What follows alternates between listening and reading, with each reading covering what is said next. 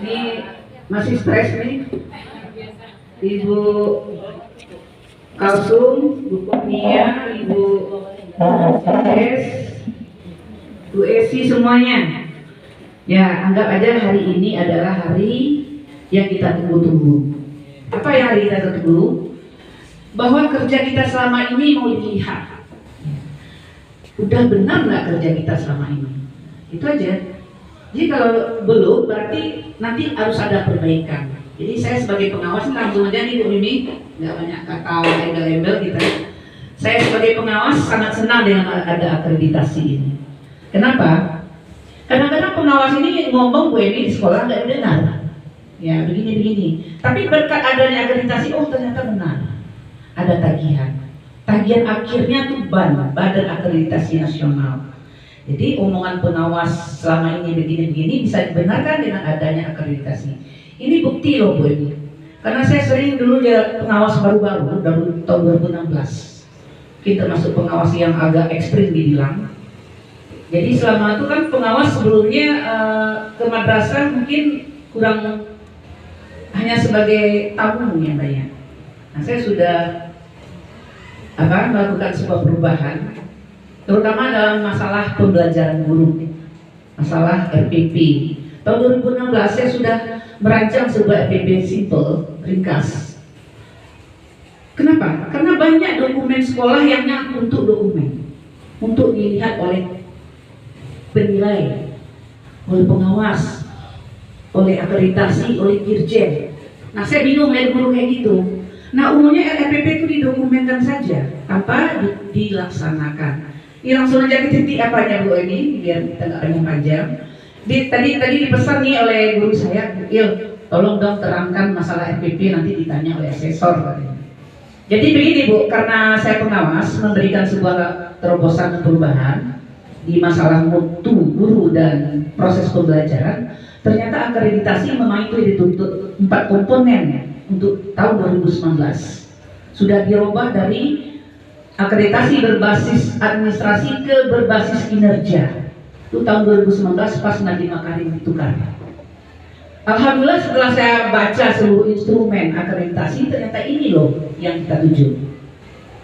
Ternyata di mutu guru itu memang di sana mutu sekolah. Ternyata di proses pembelajaran di sanalah mutu sekolah, mutu madrasah. Dan itu bisa terjadi kalau manajemennya bagus. Nah, alhamdulillah akreditasi seluruh komponen dan item-item yang menuju ke sana. Jadi yang mau saya jelaskan Bu Emi di sini, yaitu RPP kita ini memang desain dengan template. Ya, guru-guru yang saya bina nggak hanya di Imam Manis, tapi Imam Manis ini madrasah pertama yang saya bina Bu. Pertama jadi pengawas, ini madrasah pertama, ini udah kedua akreditasi dengan saya. Dan selalu didampingi. Ya, karena guru-guru mungkin perlu penguatan dari pengawas.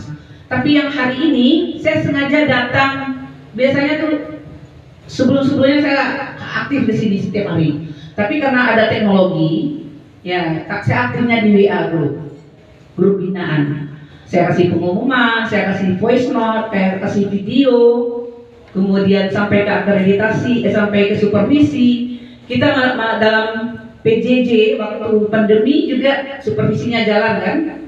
Nah itu kebetulan saya lagi di jalan menuju Jakarta waktu itu dipanggil instruktur nasional. Supervisi kita tetap jalan ya Bu El. Yeah. Nah, itu hebatnya teknologi dengan situasi berubah setelah pandemi, supervisi di madrasah yang saya bina tetap jalan. Kenapa? Adanya Zoom, adanya WA kan sudah menjalankan tersebut. Nah, ini perkembangan zaman tuh, insya Allah guru yang saya bina sudah mengikuti, walaupun belum maksimal. Ya Bapak Ibu. Jadi itu mungkin yang perlu saya sampaikan sebagai pengawas. Saya mengawas di sini tahun 2016 langsung di sini SK-nya. Udah 3 kepala madrasahnya. Pak Antoni baru nih Bu. Tapi apanya udah banyak, kerjanya udah banyak. Karena diuji oleh dirjen kemarin, sekarang akreditasi. Jadi hunting nih Pak Anto sejak jadi kepala sekolah.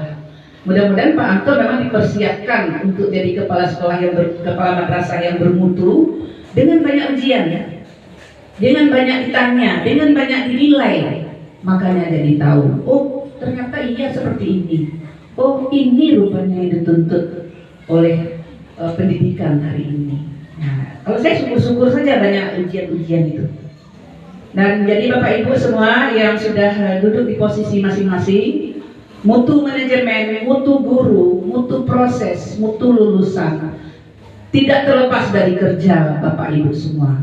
Bapak kita semua ini adalah tim. Mungkin kerja kita selama ini belum sempurna, dengan akreditasi mari kita sempurnakan. Mungkin kerja kita ini belum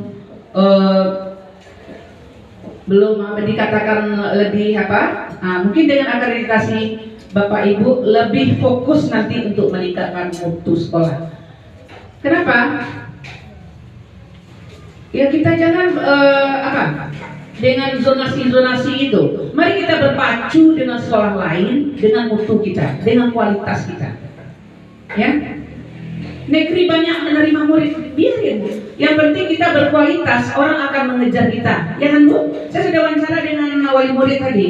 Yang dikejar itu mutu dan layanan di sekolah. Kenapa Ibu masukkan anak Ibu di swasta? Itu saya wawancara tadi. Oh ternyata di swasta gurunya lebih humanis, lebih ramah. Itu jawabannya. Saya juga seperti itu mencari sekolah. Saya bukan melihat gedung yang indah, tapi lihat ke dalamnya. Lihat gurunya bagaimana. Malah pernah sekolah anak saya, mungkin dikatakan tidak sekolah lah, model sekolah itu SDIT Ulil Albab di Bypass.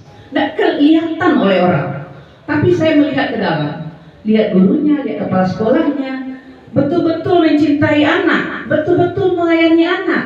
Wah, itu sekolah yang saya pilih Bu. Ini terus terang, 2 anak saya lulusan SDIT Ulil Albab itu. Kenapa? Yang dicari orang tua itu layanan, ya Bu ya, layanan guru, layanan sekolah. Kemudian baru bagaimana Bapak Ibu melaksanakan pembelajaran yang diharapkan oleh pendidikan. Nah inilah tugas saya pengawas selama ini, mengawal Bapak Ibu di mutu ini, mutu guru dan mutu proses, tapi belum maksimal. Ya maklumlah sudah dibilang oleh Pak Anto, swasta ini banyak keterbatasan. Guru ini udah datang, udah alhamdulillah. Ya kadang-kadang transportnya kurang. Nah kita minta nanti komite untuk memikirkan ini. Kenapa? Minyak oto kalau tidak berminyak nggak jalan. Nah kita minta kepedulian dari orang tua murid dan komite. Yang guru ialah ikhlasnya. Nggak bisa kita harapkan ikhlas saja tanpa ada minyaknya di sini. Anak pengawas lah ingin untuk meningkatkan mutu, tapi gurunya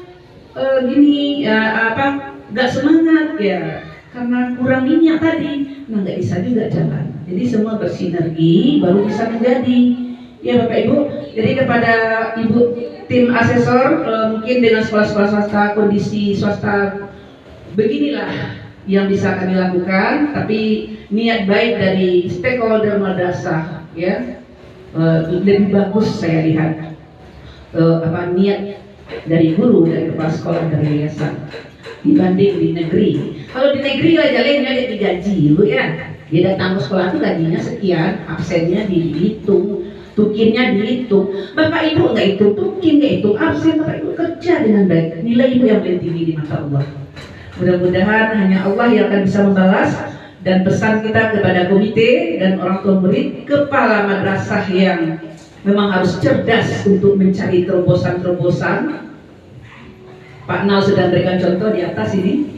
Mudah-mudahan juga kepala kita yang baru ini ada banyak terobosannya nanti, karena ini baru nih Bu.